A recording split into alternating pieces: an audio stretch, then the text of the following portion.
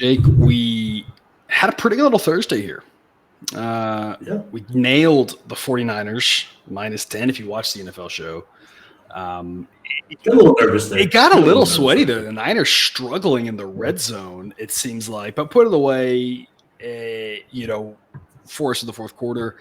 A game that played out kind of like we thought. Again, other than the 49ers struggles in the red zone, I think kind of played out exactly like we thought. If you're with us on Dub Club and you heard Cousin Jared and I, we discussed every single college football game, and we said for Thursday, I said, Cousin Jared, there are going to be people who just want to put their money in this game. What should they be doing? And he said to take the under. That never got sweaty. That was an easy winner. On the show yesterday, Cousin Jared gave out 2 winners of the 3.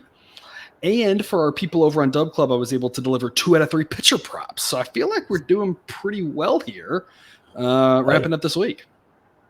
Yeah. You can take your lady out for a nice dinner after all the Thursday winning. Yeah, exactly. We've got a day game on Friday. No official pick. Is it though? Yeah, Rockies on the road. Never a great team. The price is pretty steep. So for now, we're not really touching it. It's priced pretty well. We'll see what happens in the morning for that one. But a ton of night games here. And we'll get right to it. White Sox and Red Sox. And look, the Red Sox were hanging around for the wild card spot. They weren't really that different of a spot than the Blue Jays. Not that long ago, it seems like. And then they just were like, nah, let's golf in October. Yeah, I don't blame them. I don't blame them. I mean, it sounds nice. The White Sox kind of felt like that all season, though, to be honest. So we're definitely talking about a game that somebody has to win. Because that's the rules of the game. Otherwise, both of these teams, you feel like the way the White Sox have gone all season, the way the Red Sox have gone of late, you'd think both would find a way to lose. As much as the Red Sox have struggled as of late, the White Sox not playing any better as of late can't give you confidence there. So we kind of can ignore that part of it and just break down the game. The Red Sox have a better offense.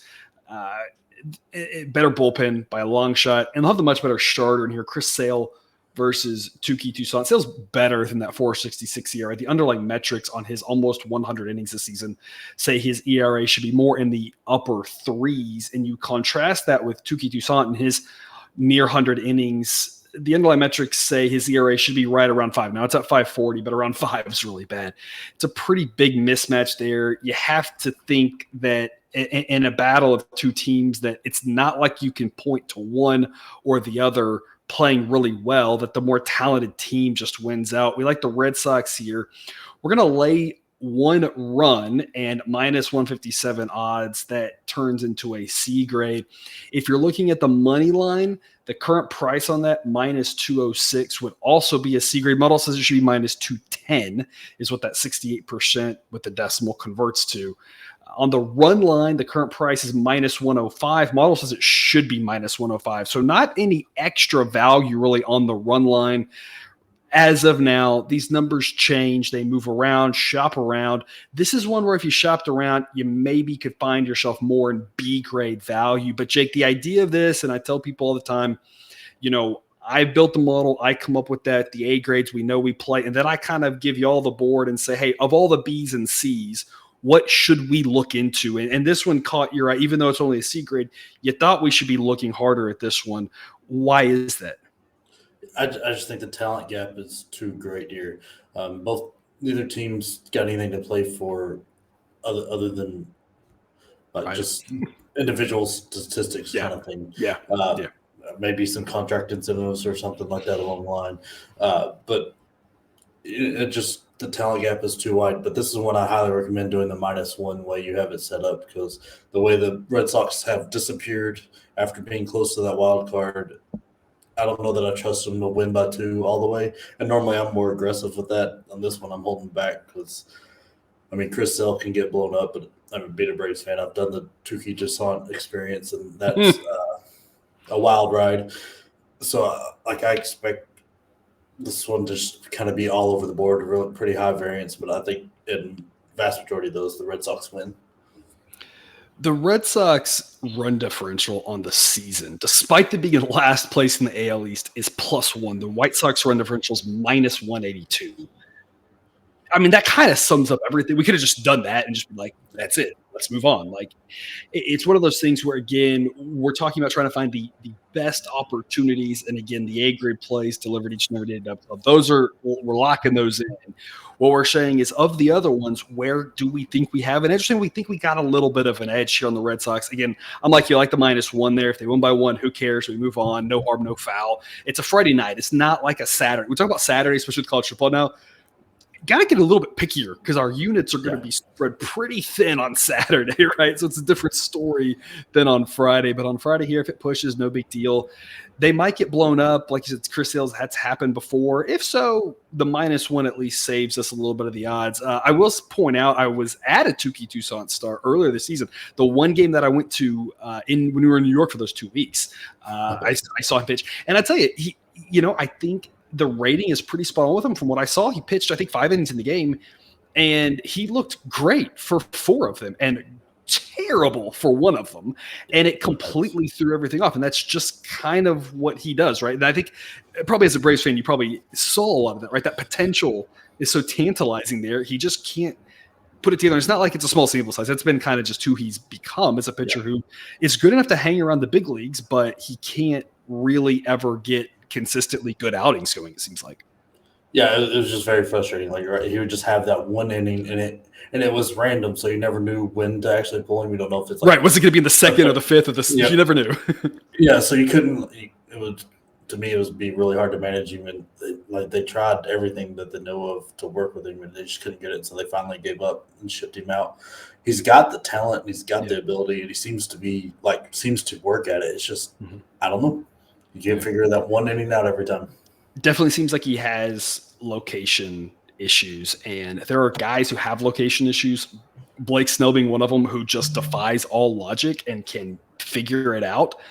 Typically, these guys end up in the bullpen. Blake Snell's been, again, the chupacabra that is somehow not ended up in the bullpen because he gets the results, despite the fact that his command can just be a mystery at times. And I feel like Toussaint's the same thing. I wonder if he'd be better in the pen because that command that he had that has those issues sometimes just leaves over the plate, gets hit around. Sometimes he's just walking tons of people because he can't find the zone, that sort of thing. The Red Sox are good enough, especially in that park, to put up a crooked number against him. So we like Red Sox here at -1. A little bit of value here, a little bit of play that's worth your investment. And that run differential, I think, kind of says the story. Even though the Red Sox have been frustrating as of late and have not played well as of late, they're still going up against a team that they're much better than. We've long talked about it's hard to identify the mental motivation of teams, and so that's why we just kind of stick to the numbers. And the numbers here suggest the Red Sox should be favored by a little bit more. The benefit to the fact that the Red Sox have their better bullpen is, even if Sale struggles early, they've got a bunch of guys in that pen who can eat up multiple innings and can keep us alive in this bet. Whereas the White Sox don't really have that possibility. So if Toussaint gets lit up, they're probably in for a long night. Which takes us to our second game here, same time slot, Orioles at the Guardians. Oh, and I skipped by this last time. I'm not going to do it this time. There's your screenshot for Dub Club if you want to see all of the information that we give out. That's, again, a sampling for you there. So pause the video, zoom in if you want. That's the type of stuff you get on Dub Club each and every day. All sorts of great information. Now moving on to Orioles and Guardians. Guardians with a winner on Thursday night, throwing a bit of a wrench into the AL East standings. Yeah. They've got a 4-game series here, and the return of Shane Bieber. You're starting to see a Guardians team. Obviously, they're not going to make the playoffs, but the way the Guardians look today feels a lot like last year. They still have a ton of pitcher injuries, but now they're getting Bieber back. The offense now is like last year, below average, but it's not terrible. It's not greater than the 70s where it was at part of the middle of the season when they had some of those injuries. So it feels like today's Guardians team are like last year's. Frisky, they can win a few games. They're not great, but if they had this team intact and didn't have all those pitcher injuries, this seems like the team that would have competed with the Twins, who also had tons of pitcher injuries, in a mediocre AL Central. Unfortunately for them, too little, too late. Orioles, of course, in the playoffs, fighting tooth and nail for that division. 1 seed, I'm not sure how much the 1 matters versus the 2. What does matter is the 1 versus the 4, and that's what we're talking about here. If they cannot maintain their now, I believe, 1-game lead over the Rays, it's narrowed it down. Obviously, the Orioles, better offense. Relievers pretty similar across the board. Of note, for those of you who've been tracking, I did go through today and refresh it just from time to time, which pitchers are starters, which are relievers. Moving DL Hall, I kind of missed previously that he was now in the bullpen for the Orioles, gives them some extra reliever depth. The model likes him in the bullpen. It's tough with some of these guys who are sometimes starters, sometimes relievers. You got to kind of keep on that. It's hard for me to catch all those things. So that's why the Orioles reliever grade gets a little bit better here. In Cleveland with the better starting pitcher for the Guardians, of course, the big question, how long can Bieber go? I would not be touching his pitcher props whatsoever because I don't really know exactly how that's going to play out. But we know he's a good pitcher. Dean Kremer, not bad, not good, and not as good as that 4.17 ERA, and that's what that rating is telling us of 98. Underlying metrics says ERA should be more in the mid-4s. Bieber just consistently solid. I mean, for the last several years now, it seems like just goes out and gets the job done. On this one, we're going to be talking about the total. You can see there the model projects 7.7 runs. We're going to go under 8. Jake, we're expecting a playoff type atmosphere or playoff type approach from the Orioles, trying to win every game on the stretch, quick hooks on pitchers, things like that. That tends to keep runs down. Under 8 is your pick for this game. Tell us why. Yeah, I think it comes down to how the pitching is going to be handled. With Kremer, he's good. Any sign of trouble, they're going to yank him because the Orioles have a solid bullpen, and with a 1-game lead, they have to treat it like it's an elimination game. And then the Guardians, looking at next year, Bieber coming back, he's probably got an inning or a pitch count on him, and any slight injury risk and whatsoever, they're going to pull him, and they've got a good bullpen. Switching pitchers up keeps batters out of it really does, and they can't. I mean, you can watch all the film you want, but it doesn't matter in the game when you're not seeing the same guy twice. You can't make any adjustments. So I think that's really going to keep the scoring down. Neither offense is something to write home about. They're both very average-ish. I mean, the Orioles slightly above average, but it's nothing scary. So I think there's going to be just not a lot of runs in this one. The Orioles have been so good. We've long talked about it. With the addition of Adley Rutschman has helped them behind the plate call better games, control the base running, make the pitchers better, and they've done it really with pitching. Their offense has been okay. Like I said, they've done it with pitching. And when you look at their starters and the grades they get, Kyle Bradish, Grayson Rodriguez having a good season after kind of an up and down start. Gibson's been very respectable. Kremer's one of their weaker pitchers, might be their weakest pitcher. You have a question mark with John Means because John Means, of course, was the ace of the staff in their dark years before just being derailed, seemingly his career derailed by injuries. Now he's back. So he's kind of the question mark. Don't really know much about that situation, but you're talking about one of the weaker pitchers for the Orioles here in Kremer, and that I think it's exactly what you're saying. There's no need for them to let him go longer because you're looking at him saying he's one of our weaker starters. We've got good relievers. Let's go to them. There's no, thought in the back of your mind as a manager of I need innings from this guy. You might say that with the way Bradish has been this year. You're really hoping to get innings out of him being, such a good pitcher. With Kyle Gibson being a veteran, you're like, I want to get my innings out of this guy because I know he can handle it. I don't think that's the way you treat Dean Kremer. I think he's going out there and he's getting 4 or 5 innings and you're happy with it. And you move on at the first sign of trouble.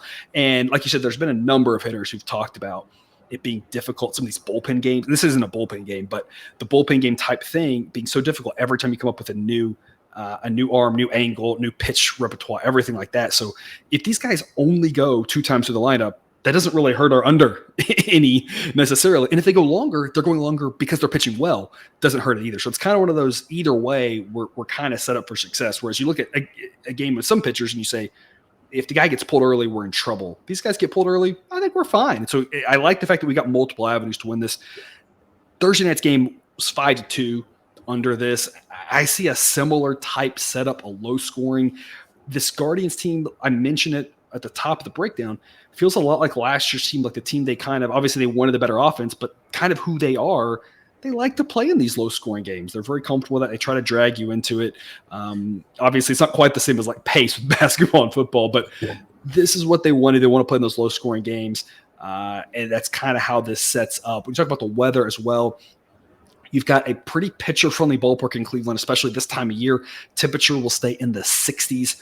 Wind will be blowing slightly in, slightly across. It might not help the pitchers, but it definitely is not going to help the hitters. So we're not expecting any ball to be flying type thing there in Cleveland.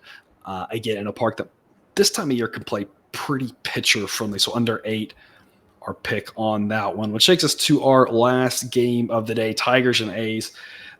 Jake, Cousin Jared was on yesterday, gave out the Tigers as a B grade. And the more and more I thought about that, I was like, that was just a no-brainer pick.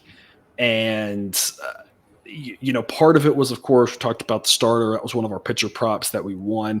He's been a revelation, but this A's team just struggling down the stretch here. And as long as the price isn't too high, you have to love fading them. And the price here isn't too high again. -132 gets us to a B grade. I'm pretty high on Sawyer Gibson Long, a guy I'm going to be completely transparent about y'all with, had not heard of until about 2 months ago. Again, I do the data. Like, I don't necessarily watch minor league games. Unfortunately, I've got too many other things to watch. But he's been really good in his 10 innings. It's only 10 innings, so I don't want to make too much of it. But the underlying metrics in those 10 innings are very positive, so it's not like it's been overly good luck. He gets a pretty decent projection from his minor league stuff, much better than a guy coming up like we talked about Estes with the A's the other day. Ken Waldichuk's a guy for the A's who just continues to get run out there, isn't very good. Unfortunately for the A's, their whole rotation is made up of not very good pitchers. He's not really any different than Luis Medina, the guy we faded here on Thursday. He's not really any different than JP Sears. He's probably better than Estes, who we talked about. We were very nervous about him coming up. And Blackburn's been the guy we've been confident backing because he's actually competent. But the Sears, the Waldichuks, the Medinas, and they've got several other guys, Hogan Harris, Rosinski when he started, Caprelli, and these guys, they're all kind of the same. They're all pretty rough. And that's the bottom line here is you get these Angels pitchers that are pretty rough. It really brings their terrible bullpen into the fray. And that's what Blackburn does for us.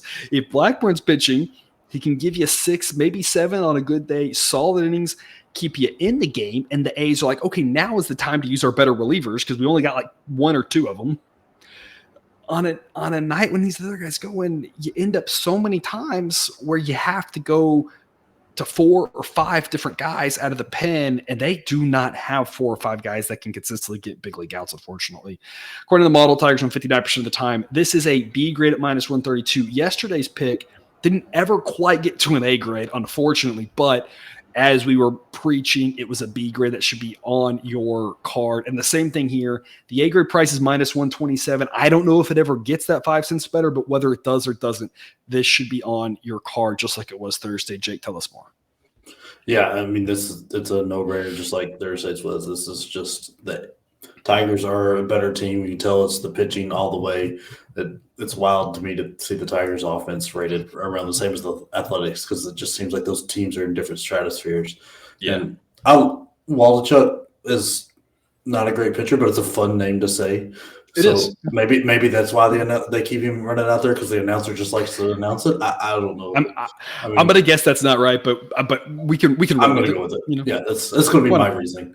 I like it. I mean, back in the day when you used to do MLB show fantasy drafts, I used to draft guys based on name sometimes. For sure. Oh, 100%. Yeah.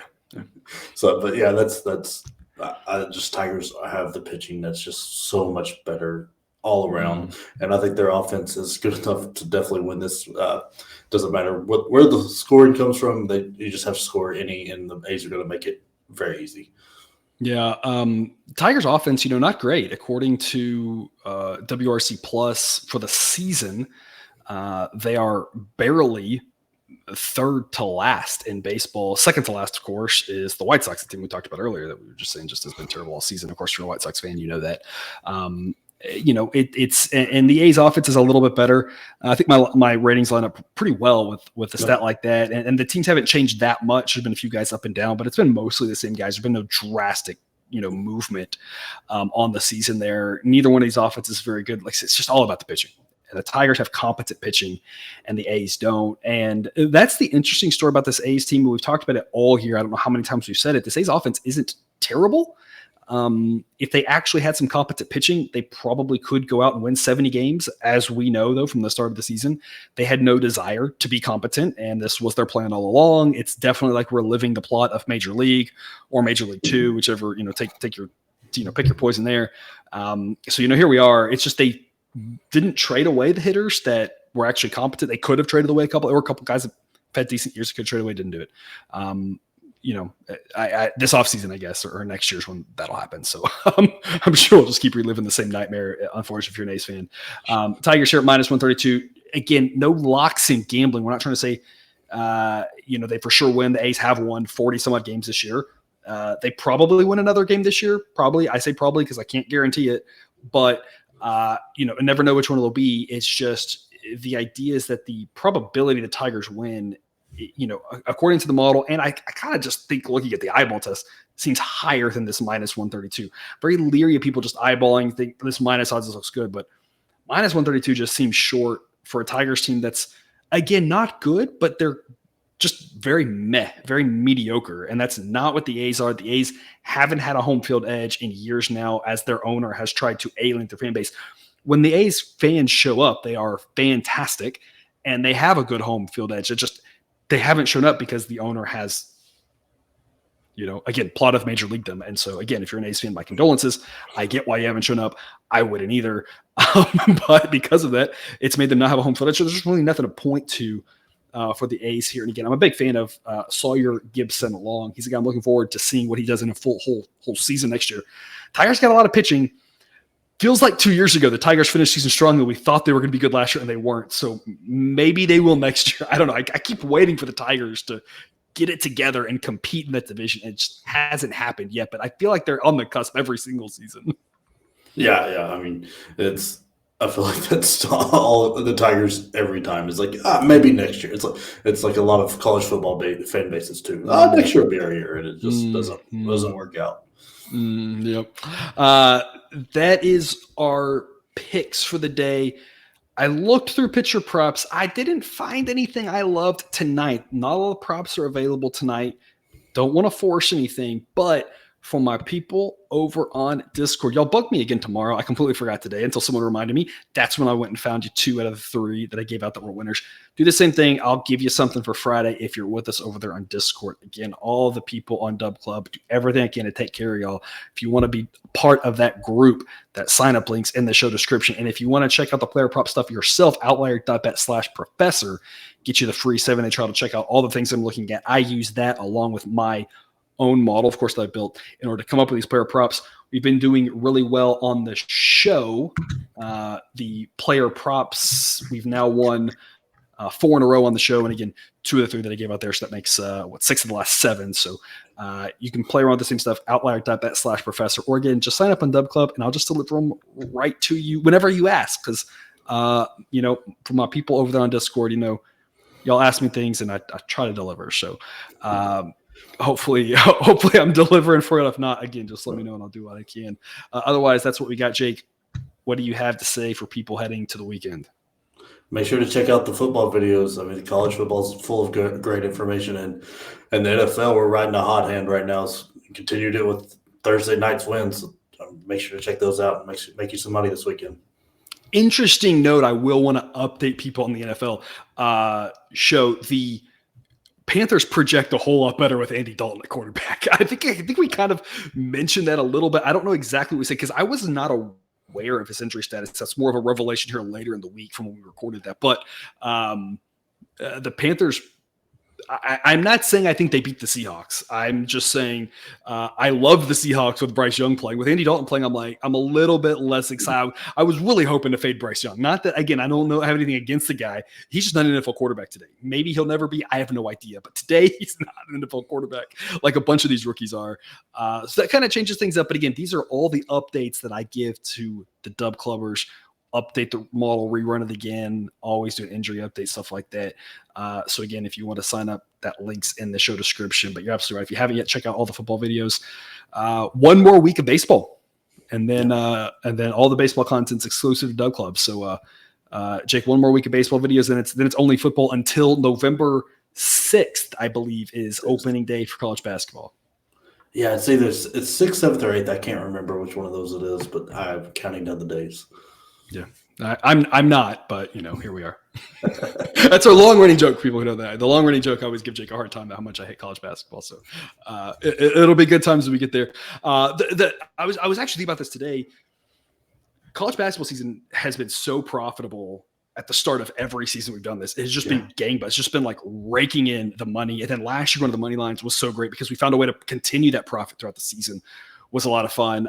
It's always fun though that first week trying to get all your data sources in line and like all the important things and what websites have changed what, because I can't just like make the data up. I got to get the data feeds from somewhere, right? And running through my program and making sure everything's lined up is always kind of that fun first week. Like, is everything right? I was like, we're going to do that again pretty soon. You mean you're not sitting there watching every game and just writing down the stats and then manually inputting it into the model? Like, that's not how that works.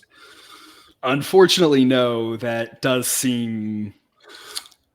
I'm not going to say fun. That sounds terrible. Actually, although what was that ESPN, that 30 for 30 documentary with the schedule that they used to have, like for the baseball schedule, like this like old married couple like wrote down all of the schedules for like did it all by hand. Like that just seems like crazy. And then the first fantasy football when they were doing box scores in the newspaper, writing it down. That's just I love it, but man, I that wouldn't be me. Times have changed, but yes, one more week of baseball videos. All the rest of the baseball content will be exclusive to Dub Club, but still got tons of football out there. So check that out. Again, you'll have a good weekend. Hopefully you'll get a lot of winners. And then otherwise, though, I will let the outro music take us out.